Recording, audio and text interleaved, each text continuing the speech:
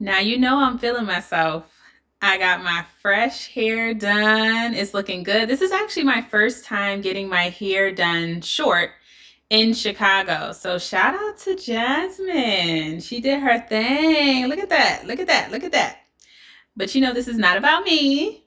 So, welcome to God I Hear You. I'm your host, Renee, and today's topic is influence.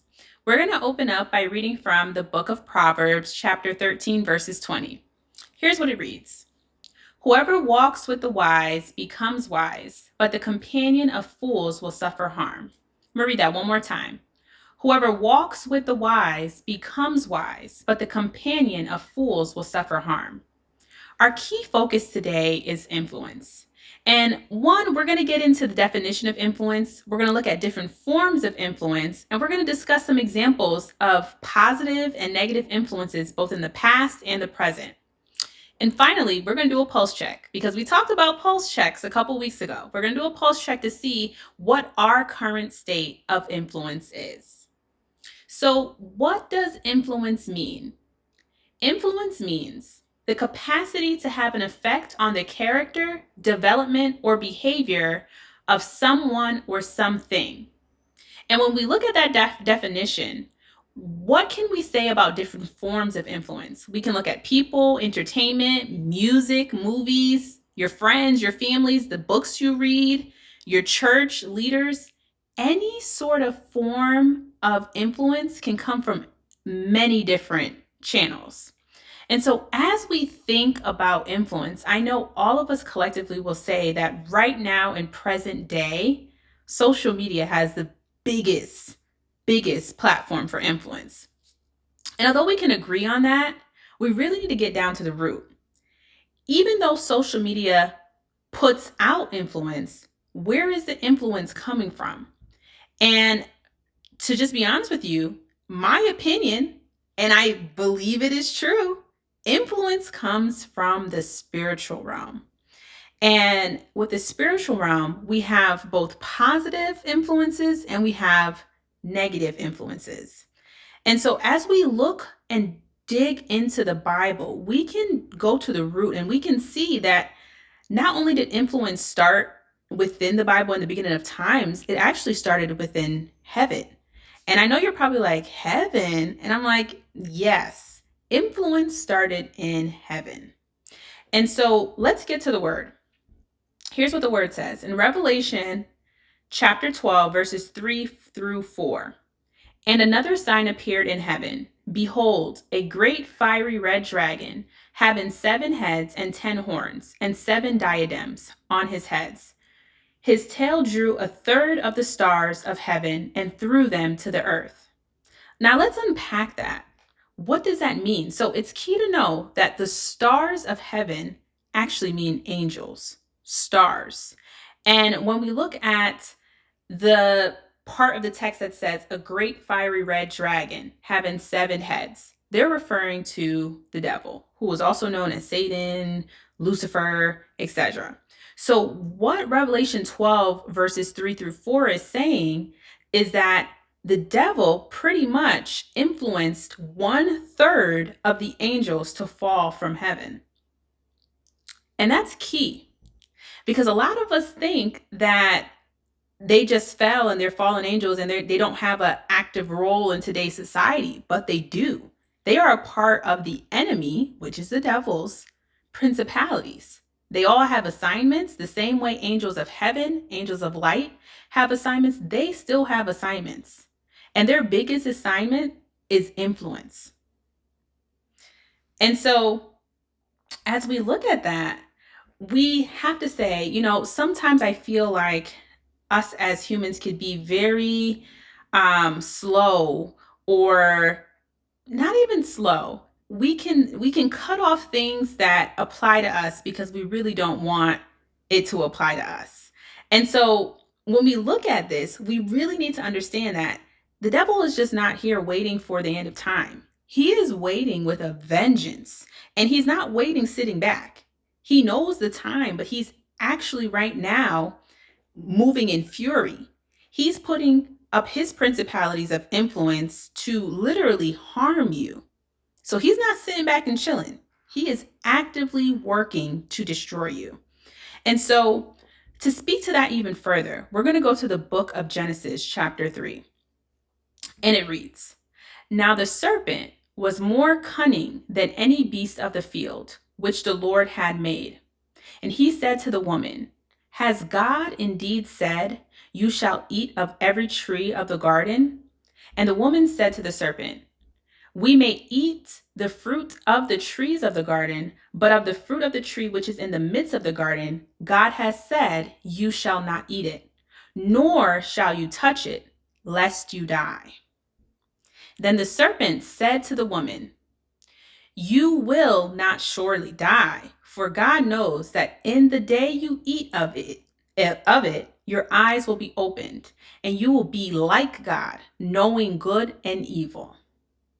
So when the woman saw that the tree was good for food, that it was pleasant to the eyes, and a tree desirable to make one wise, she took of its fruit and ate. She also gave to her husband with her, and he ate. Then the eyes of both of them were opened, and they knew that they were naked.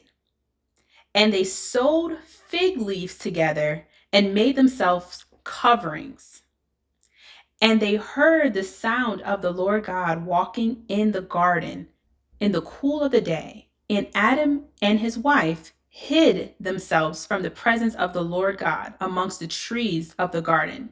Then the Lord God called to Adam and said to him, Where are you? So he said, I heard your voice in the garden, and I was afraid because I was naked, and I hid myself. And he said, Who told you that you were naked? Have you eaten from the tree of which I commanded you that you should not eat? Then the man said, The woman whom you gave to me to be with me, she gave me of the tree, and I ate. And the Lord God said to the woman, What is this you have done? The woman said, The serpent deceived me, and I ate. There's so much to unpack here. And I don't know if you're, as I'm reading this, if you're like counting influence, influence, influence, influence, but I really want us to dig into this text. So there are so many different forms of influence here, but it all goes back to one root, the serpent. And remember, the serpent is the devil. The devil literally disguised himself as a serpent in a garden. And when you look at that, think of a garden. We always hear of garden snakes, right? That's not something, if we were to be in a garden, yes, when we see it, we'd be like, oh, that's a snake. But snakes are supposed to be in gardens. So if we look at that, the devil made himself into something that was familiar to the setting. Because one, he really wanted to deceive. So he couldn't come as himself. Because if he came at himself as himself, Eve would have recognized and said, oh no, who is this human? Why didn't God introduce me to him, or this angel? Why didn't God introduce me to this angel or this figure? Because remember, as in the book of Genesis, Adam actually named all of the animals. So Adam would have named this same creature, which is the serpent, the serpent. So Adam and Eve were familiar with what the serpent was. So the devil, being deceitful, configured himself into being a serpent so that he could be familiar. I want us to hold on to that. He wanted to be familiar and in a familiar setting so that he could deceive easier. So it started with Eve. He went not to the head of the household, he went to Eve, the wife. And it's so crazy because it literally clicked to me. This is what he said.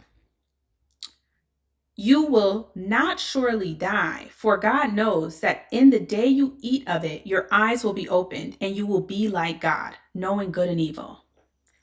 But here's what jumped out. You will be like God. Are you aware that the devil literally deceived Eve with his same drive that he did in heaven? The devil literally wanted to be like God. And here he is telling someone else, you will be like God if you eat this fruit. So he's trying to deceive Eve with the same rebellion that he had within his heart. That was his same ammo. He didn't even want to be like God. He wanted to be better. And you can't be better than God. He literally wanted to be equal or better, whatever he wanted. And he literally was trying to deceive and was successful in completing that. And that made me think, I feel like the devil, his plan, he was thinking so strategic, right? He's like, okay, if I can get 1/3 of angels, angels are in the presence of God. They are in heaven. They've seen the glory. And if he was able to deceive and influence them, even though they are surrounded by God, he was like, oh, humans, they don't stand a chance. Eve, she don't stand a chance. And that was his ammo. He knew what he did in heaven, and he figured it would be easy peasy for him to do it on earth. And so, one, we have Eve that was deceived under the influence of the serpent, which is the devil. And guess what she did? She knew she was dead wrong for this, by the way, but not too much on Eve, because we listen and we don't judge. So Eve, after she ate the fruit, she also gave it to her husband and he ate. So now we have the second section of influence. The devil to Eve, now Eve to her husband. You see how influence works? And Adam knew that he was not supposed to eat of the fruit, but I know he was probably thinking to himself, like, wow, I can't let my wife go out like this. I have to just, she my rib. I have to do what my wife did so that we can be equal. He knew it was wrong, but he did it to please his wife. And that is how influence works. Started from one channel, but went down into different avenues. And so when we look at that, we have to really recognize that influences can look just like us. They can look like they belong, similar to the serpent in the garden. It could be your friend, it could be your family member, and unfortunately, it could be even your sibling. Whatever it is, the influence can make you feel so comfortable that you don't even see that it's steering you in the wrong direction. And so it's important for us to know how influence works and how it impacts our life. And in today's society, there's so much different influences, and there's some people that literally have an agenda to be negative influences. They, for whatever reason, they thought it was the way of their choice of life. That's what they want to do. But there's also people that don't even understand the influence they have, and they are influencing individuals in negative ways. And so as I thought about that, I thought about like different situations. And, we could have a situation where there's a young lady that may have been dating and she got her heart broken. And because she got her heart broken, she turned into stone cold. And she translated, instead of working on actually healing and understanding that just because you got hurt by one person doesn't mean you're going to get hurt by the second, the third, or whoever comes into your life is not going to hurt you. Some people take their hurt and they fuel it in the wrong way. Maybe they become more promiscuous, where their thought process is my body, my choice. There's so many things. Or now they're talking about, if he cheat, I'm cheating back. Whatever it is, they're not using their situation to help them, but they're actually making it worse for themselves. And so when we have someone like this, right, then let's say she has a friend, and her friend may be new to the dating game. Depending on her temperament, what sort of influence do you think she's going to have on that friend that's new to dating, that might have just gotten into a little argument with her man and is just looking for advice? That young lady might say, well, men ain't this, men ain't that. You should leave him. And her influence is coming from her hurt. And you see what I'm trying to say, where influence starts from somewhere and it trickles down in different avenues. So it's so important to know who you're aligning yourself with, who you're talking to, who you're seeking advice from, what you're listening to, what you're filling yourself with, because everything has a root that trickles down. And so when you look at those things, some influence is not even done on purpose. But you do have individuals that really just promote poor behavior, poor everything, and that's just their ammo. And so I know this is going to sound completely awful, but when I was thinking about this, like how influence like just trickles down in different ways, it made me think about how when we were younger, I ain't that old, but dirty 30, whatever they call it. When I was younger, and I looked at the rap culture. I know I used to sneak and put BET on and used to be watching the top 5 or top 10, whatever it was. I can't even remember. With Roxy. And my mama would have slapped us if she knew we were watching BET. However, in that time of my life, drugs were promoted as like selling drugs was cool. Not, and that's not the case, but it was the cool thing. Like the rappers were rapping about selling drugs and getting money, and it was very like a thug era. I would, you know what I mean? Like we had like the 50 cents and everything. They were like really, hard life. We, rapping like from the gutter.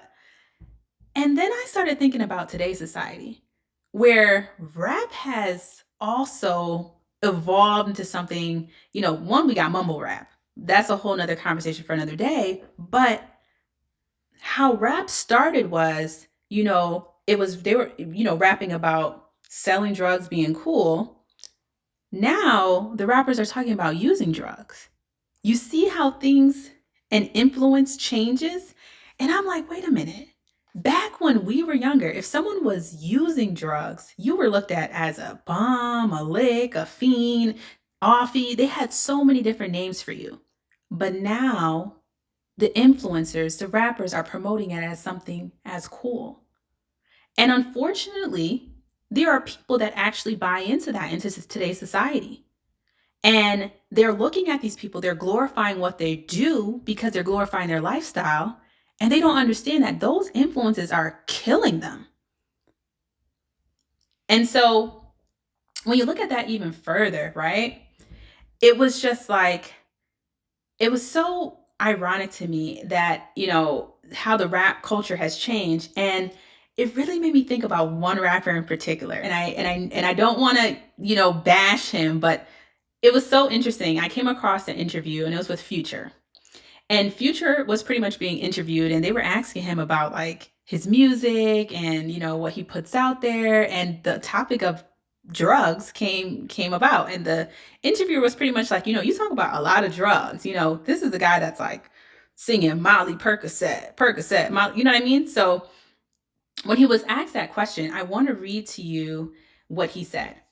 So here's what he said. He said, I'm not like super drugged out or a drug addict. My music may portray a certain kind of image. And I know some of people might say, they're super drugged out and they listen to my music and they're like, hey, thank you for speaking for me. And then some people that's not super drugged out and feel like, man, I don't have to do drugs. I can just listen to Future and feel like I'm on something and don't have to try drugs. Then he says, I don't do it for you to really have to live that type of life. He then said, yeah, because I feel like that's the number one thing everyone likes to talk about. It's a catch. So even though he was talking very like in parables, he was pretty much saying to you, I'm not telling you to do drugs, but I'm putting that out there because it's catchy.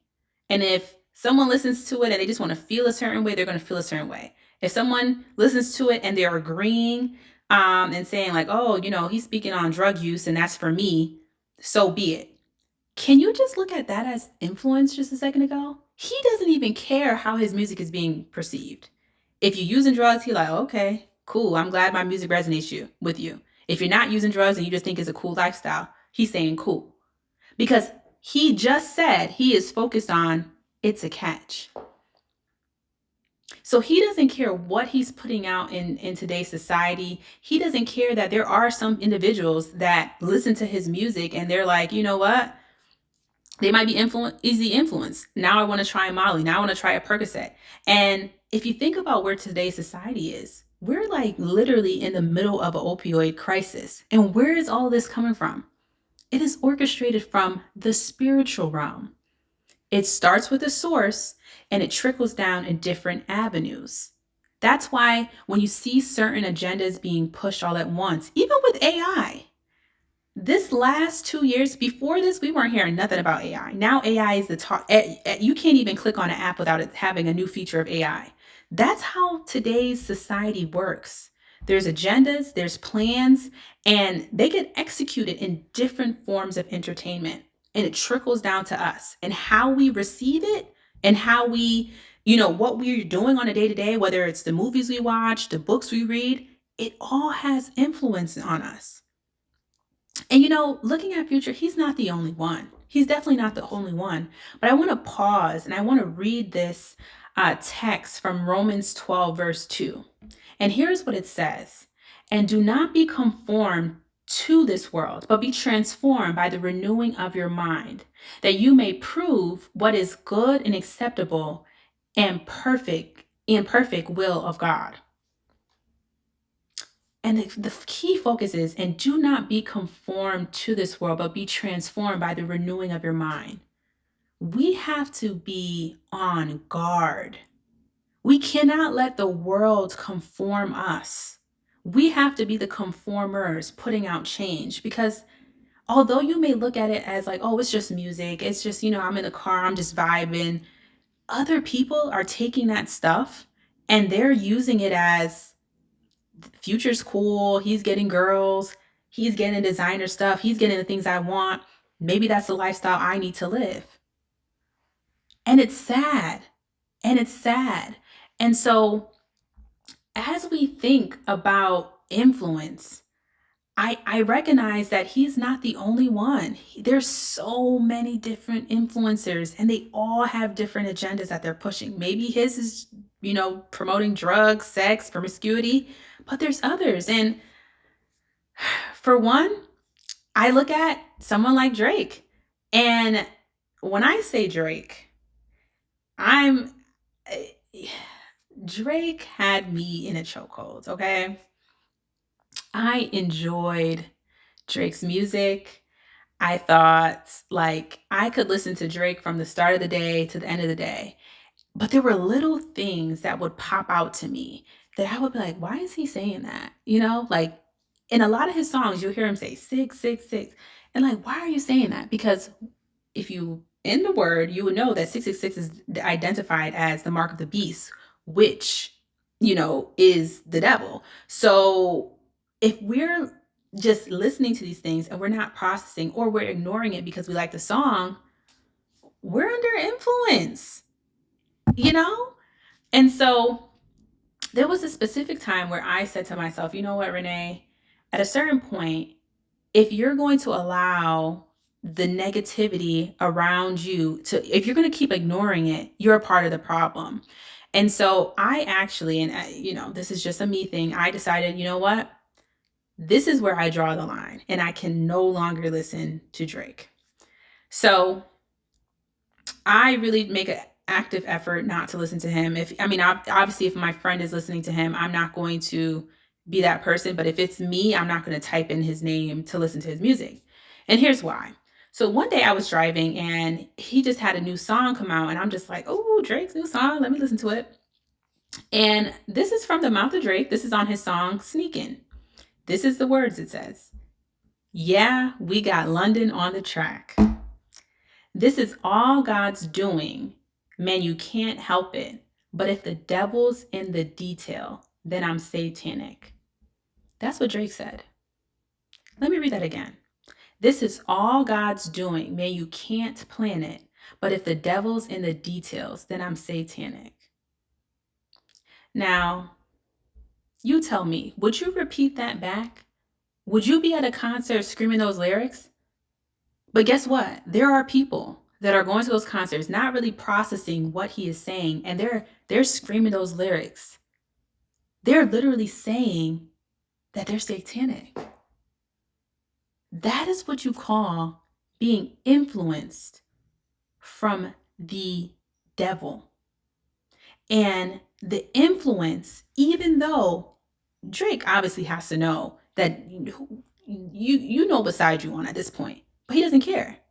And it might be because he's under such control that he has no choice, but he has to do this. But that's his influence. Those are the things he's saying. And we look at Uzi, all these people, they put it out there. And it's whether we want to receive it or not. And a lot of us don't want to acknowledge that our favorites, we have some favorites, it really hit me that when R. Kelly came out with that mess, people would still listen to R. Kelly. I get it. There's some hits and some classes that you just don't want to give up. But you really got to think about their moral compass. If that's what influence and that's the things that they were doing, why do you even want to be pouring that into you? Because music has such access to us. You could be, I know for me personally, if I'm trying to when I was doing whatever, if I was gonna hang out with the person that I, like and whatever, I would kind of put myself in a mood of let me put that scissor, Summer Walker on so I could be like a soft girl, feeling good vibe. If I was going to a party, I would more put on some dance hall, Afro beats. Music has that sort of influence over our emotions, right? So if music has such a big influence, we need to be mindful of the things that we're listening to, the things that we're pouring into ourselves, and where the influence is coming from. Because as you can see, influence can deceive you in a way that you can't even recognize for real what they're doing. But there's subtle things. There's subtle things. You see it in today's society. It started off, who was wearing nail polish? Guys, 5 years ago. No one. But the rappers started doing it. When the rappers started doing it, now I see every time I go out, I could see somebody with they'll have like a little black nail polish. And it's like, come on now. The influences of this world are literally pouring and their messages so that men could be feminine. And it's like the women are becoming masculine. This is a tactic of the enemy. It's to cause chaos. So we have to be mindful. We have to say to ourselves, although I like this song or although I like this person, this is the sort of influence they're putting out. And I cannot align myself with that. We have to do better. We really have to. And as I was thinking about the influence in today's society, I'm not going to lie, Martin Luther King Day was literally on Monday. And I was actually sad. One, I was just thinking to myself, would Martin Luther King be happy with today's society?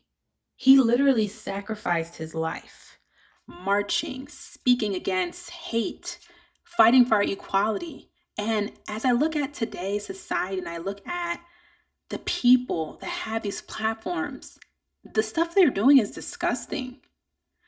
They're going online, they're talking about their body parts and how it's good. And come on now, literally Martin Luther King and all of the, not only, let's not even only look at Martin Luther King, but everyone that fought for our rights, everyone that fought for woman equality, for the blacks, for minorities, whatever it is, and not just a subject to race or being a female. Would they be proud of where today's society is? And I'm not. I look at the influences and I see that people are literally going on social media, crawling, having chains on their necks, being just so disgusting. And it's because, and you ask them, oh, I remember Carisha, Young Miami, she was in an interview and they were like, oh, do you want your daughter to be a city girl? And she was like, she said no with her whole chest. She's like, absolutely not. I want my daughter to live a soft life. I never want her to live like this. And the person was like, really? But you say that stuff all the time. She said, no, like I would not want that for my daughter. This is someone that literally promotes that, having a sugar daddy, being a hot girl, being all that type of stuff. That's the influence, but they wouldn't even want their kids to act like that. That should tell you something. That should really tell you something. Influence is all around us. And I know we can focus on what they're doing, and this person is doing this and this and this and that. And this is not a bashing session. It's more of an awareness session. As we look at the influences of today's society, we need to do a pulse check on us. What is our current influence? When our friends come to us and they're asking for advice, seeking counsel, are we speaking from a place of hurt, or are we speaking of a place of Christ? What is the influence we have in today's society? And you have to remember too, influence is not just the things we say or the advice we give, it's our behavior, it's our demeanor. When we go to Dunkin' Donuts and they make our coffee just a little too sweet or not sweet at all, and we need to, get a new coffee, we go back up to the barista. Are we saying, oh, you made my coffee wrong, and immediately going in defense mode and putting out negative energy so that they then have attitude with us? Or are we just approaching it as, hey, my coffee was made wrong. Any way you could, make it over? We need to be mindful of the influence we have. We can influence someone's behavior. And you see it all the time. Someone goes into McDonald's, they're upset, so they're throwing something at them. Now the McDonald's person's fighting.